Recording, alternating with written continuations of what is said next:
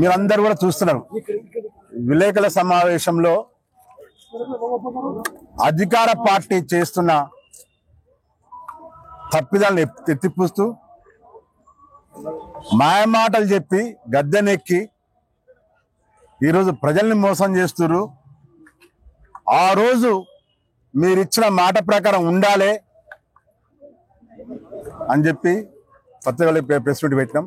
రైతులను కాపాడుకోవాలి, రైతు భరోసా ఇస్తాను ఇంతవరకు ఇయ్యలేదు. 15,000 అన్నారు, మళ్ళీ అబద్ధాలని మరి 12,000కు వచ్చిర్రు. దానికి కూడా 26 తారీఖు ఇస్తా అన్నారు. సాగుకు అనువైన భూమికే ఇస్తా అంటారు. ఎప్పుడు ఇస్తారు? మీరు ఇంకెప్పుడు సర్వేలు అయినాయి, మీరు గ్రామ సభల్లో పెడతా అని చెప్పి ఇవన్నీ ఎప్పుడైతే రైతులు తొందరగా కాపాడుకోవాలి అని చెప్పి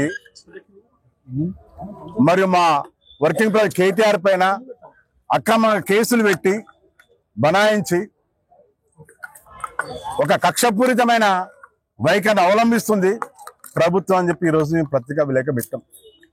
మా అధ్యక్షుల వారు ముఖ్యమంత్రి గారిని పరిపాలన బాలేదు, రండగా ఉంది అన్నాడు.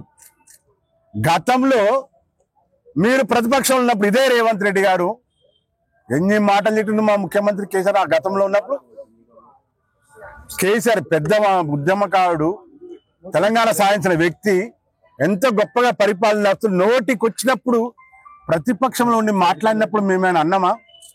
ఎట్లా మాట్లాడావు?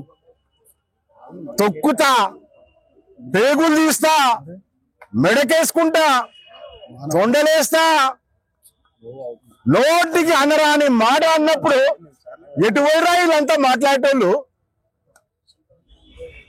ఈ రోజు మాట్లాడుతుంటే ఇట్లా అంటారా? అట్లా మేము ఆ రోజు మేము దాడి చేసినామా? ఇదే దాడి ఇదే రకంగా మీరు చేసిన గుండాయిజం, రౌడీజం ఆ రోజు 10 సంవత్సరాలు అధికారంలో చేసుంటే ఒక్కరు కూడా ఉండపోదురు. కానీ మీరు ఆ రోజు మిమ్మల్ని ఆహ్వానించినాం, ప్రతిపక్షంలో మాట్లాడాలని వదిలిపెట్టాం, ఎన్నన్నా భరించాం. ఎందుకంటే అధికార పక్షం అద్దాల మేడలో ఉన్నట్టు ఏదున్నా ఏమైనా ప్రజల పక్షాన మాట్లాడతారు అన్నట్టుగా ఉండేది. ఈరోజు ఏంది మీది? ముఖ్యమంత్రి ఏదో మంచోడైనట్టు, బాగా పరిపాలన ప్రజాపాలన నడుస్తున్నట్టు, ఏదో గొప్పగా హారతులు పడుతున్నట్టు మా ముఖ్యమంత్రి అంటే ఈరోజు దాడి చేస్తారా? ఇదేం పద్ధతి, ఇదేం కథ? అంటే ఇదేనయ్యా? అంటే ముఖ్యమంత్రిని ఏమవద్దు, మీరు ఎన్నెన్నో పడాలి, మేమైతే అనొద్దా? ఇదేనా కాంగ్రెస్ పరిపాలన? ప్రజాపాలన ఏడ ప్రజాపాలన నడుస్తుంది? మా భువనగిరి కాన్స్టిట్యూన్సీ తెలుసు. మేము గతంలో 10 సంవత్సరాలు మా ప్రభుత్వం ఉన్నప్పుడు ఎక్కడ అధికార పక్షం కావచ్చు, ప్రతిపక్షం కావచ్చు, ఎక్కడ లా అండ్ ఆర్డర్ అనేది ఎంత గొప్పగా ఉండే అంత గొప్పగా ఉండే.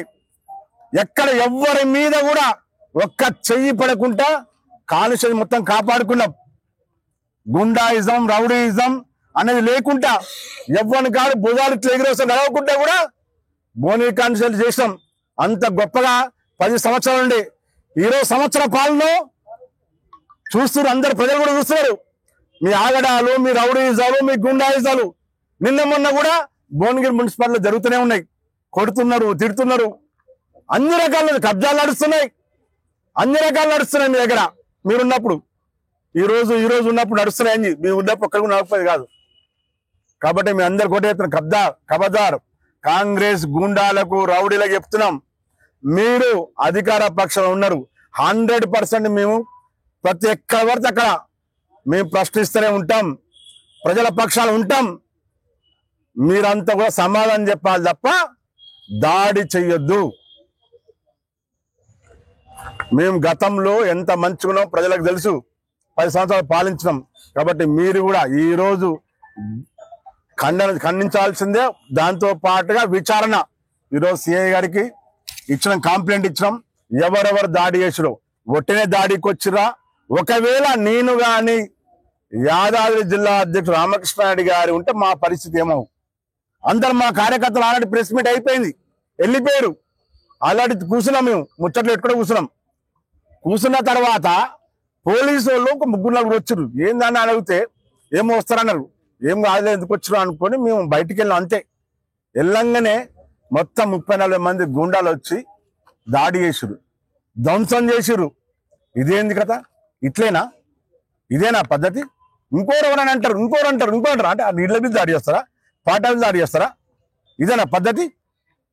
ఒకవేళ మేమే ఉంటే ఏమై ఒకవేళ మా కార్యకర్తలు మేము ఉంటే ప్రతి దాడి జరిగేది కదా. అందులో ఏమైనా జరిగి ఉంటే అంటే మీరు మాపై ఆల్రెడీ మాజీ ఎమ్మెల్యే శేఖర్ రెడ్డి గారు ఉన్నారా, రామకృష్ణ ఉన్నా, మమ్మల్ని చంపుదామని వచ్చురా, ఎందుకు వచ్చురు, ఏమైంది? ఆడ విజువల్స్ చూడండి, ఎట్లా ఉంటారు మనుషులు చూడండి, నడక విధానం కానీ ఒక రౌడీలు గూండాలు ఎట్లుంటారో ఆడ తెలుస్తుంది మీకు. ఆ వీడియో చూస్తే ఎట్లా మాట్లాడుతారు, ఎట్లున్నారు, ఎంత ఆవేశంగా ఉన్నారు అనేది. అక్కడే పోలీసులు ఉన్నారు. పోలీసులు ఏం చేయాలి? లోపలికి రానియద్దు, గేట్ లోపల రాకుండా చేయాలి. ఏమైనా ప్రాబ్లం వస్తుంది అనుకున్నప్పుడు ముందే పోలీస్ సిబ్బందిని పంపించాలి. రక్షణగా ఉండాలి. పోలీస్ అనేది ప్రజల పక్ష రక్షణగా ఉండాలి. ప్రజల పరిపాలన ఎవరుండ్రో వాళ్ళ గుండాలకు తొత్తుగా ఉండొద్దు. మేమున్నాం చూడు. కాబట్టి మీ అందరికి చెప్పేది ఒకటే, పోలీస్ డిపార్ట్మెంట్ కానీ మీరు 100% లా అండ్ ఆర్డర్ మెయింటైన్ చేయాల్సిందే. కొద్దిగా భువనగిరి కాన్స్టిట్యూన్సీ మళ్ళీ కొద్దిగా మీరు అటు ఇటు చేసిరంటే చేతిలో ఉండదు. మేము 10 సంవత్సరాలు లా అండ్ ఆర్డర్ కాపాడుకుంటూ భువనగిరి కాన్స్టిట్యూన్సీని ఎంతో గొప్పగా ఉంచినాం. ఎక్కడ ఎవ్వరు కూడా మళ్ళీ ఒక్కరు అనాలన్నా, వారు తిట్టాలన్నా, కొట్టాలన్నా, చెయ్యి లేపాలంటే కూడా లా అండ్ ఆర్డర్ ఉన్నది, పోలీసులు ఉన్నారు. భయం ఉండే, కానీ ఆ భయం పోతుంది. మళ్ళా భయం పోతుందంటే భువనగిరి కాన్స్టిట్యున్సీకి మళ్ళా భయాలు స్టార్ట్ అవుతాయి, మళ్ళా గుండాయిజం స్టార్ట్ అవుతుంది, మళ్ళా రౌడీజం స్టార్ట్ అవుతుంది. ఇదే కంటిన్యూ మళ్ళీసారి జరిగిందంటే ఇప్పుడు హెచ్చరిస్తా పోలీసులందరికీ, ఇట్లా ఉండను. ఆమరణ నిరాదీక్ష ప్రజల కోసం కూడా సత్యాంత వరకు కూర్చుంటా. ఇంకోసారి గుండీలాగా ప్రజల పక్షాన భువనగిరి కాన్స్టిట్యున్సీ ప్రజల్ని కాపాడుకున్నా, 10 సంవత్సరాలు భువనగిరి కాన్స్టిట్యున్సీ ప్రజల్ని కాపాడుకున్నా, గుండెలో పెట్టుకున్నా. వాళ్ళ కోసం ప్రాణాలు కూడా లెక్క చేయకుండా పోటీపడి ఆ ప్రజల్ని కాపాడుకున్న వ్యక్తిని నేను.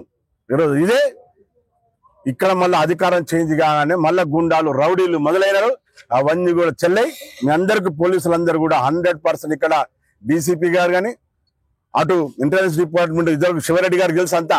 ఇక భువనగిరి పరిస్థితి ఏందో మళ్ళీ ఒకసారి చేయవలసిన చెక్ చేసుకొని మళ్ళీ ఎక్కడెక్కడ గుండాలు ఉన్నారు, ఎక్కడెక్కడ రౌడీలు ఉన్నారు, మళ్ళా పాత రౌడీలు, పాత గుండాలు మళ్ళా లేచే పరిస్థితి ఉందా భువనగిరిలో?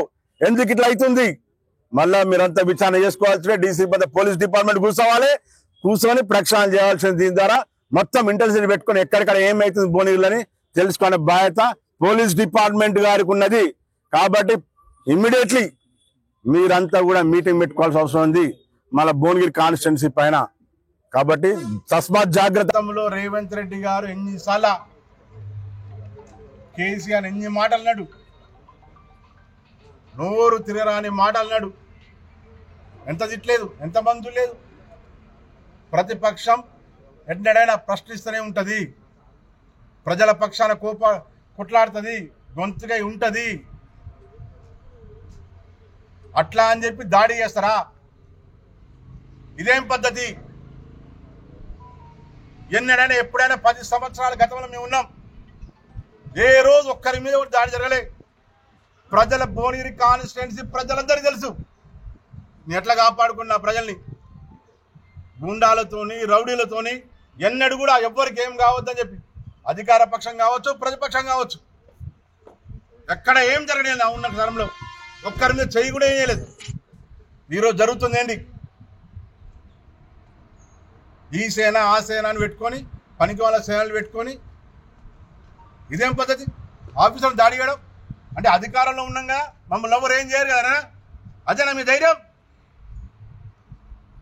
అదే మేము కూడా అనుకున్నాం అనుకోండి, ఎప్పుడైనా జ్ఞాపకం పెట్టుకోండి, మీరు అధికారంలో ఉండంటే అద్దాల గ్లాసు ఉన్నట్లు లెక్క. మేము ప్రతిపక్షాలు ఉన్నాం, ఎంత మేము దాడి చేయగలుగుతాం. కాబట్టి మీరు ఇప్పటికైనా ఎవరెవరు వచ్చిర్రు, ఎవరు ఏం చేసిర్రు అనేది చేసేంత వరకు ఎఫ్ఐఆర్ బుక్ చేయాలి, డిపార్ట్మెంట్ రావాలి, చూడాలి, ఎవరెవరు పట్టుకొచ్చారో పోలీస్ స్టేషన్ పట్టుకురావాలి. పట్టుకొచ్చేంత వరకు మీకు టైం ఇస్తాం. ఈరోజు సాయంత్రం వరకు పట్టుకుంటారు, రేపు పండుగలు ఉన్నాయి, వాళ్ళు అందరు ఉన్నారు. కాబట్టి సమయం ఇస్తాం, చూస్తాం. ఆ సమయంలోపు ఎఫ్ఐఆర్ బుక్ చేసి వాళ్ళు ఎవరెవరు పట్టుకొచ్చి పోలీస్ స్టేషన్ తీసుకురావాలని ఆ డీసీపీ గారికి పోలీస్ డిపార్ట్మెంట్ కోరుతున్నాం. అది చేయాల్సింది. చేయకపోతే మాత్రం మాది కూడా తర్వాత మేమంతా కూర్చొని మాట్లాడుకుని ఏం చేయాలో చేస్తాం. ముందు ఎవరెవరు వచ్చారు, ఎట్లా వచ్చారు, ఎవరైనా కూడా అందరినీ కూడా పోలీస్ స్టేషన్ తీసుకురావాలి. మరిన్ని వీడియోస్ కోసం ఛానల్ ని సబ్స్క్రైబ్ చేయండి. లేటెస్ట్ అప్డేట్స్ కోసం వాట్సాప్ ఛానల్ ని ఫాలో అవ్వండి. ఆ లింక్ డిస్క్రిప్షన్ లో ఉంది.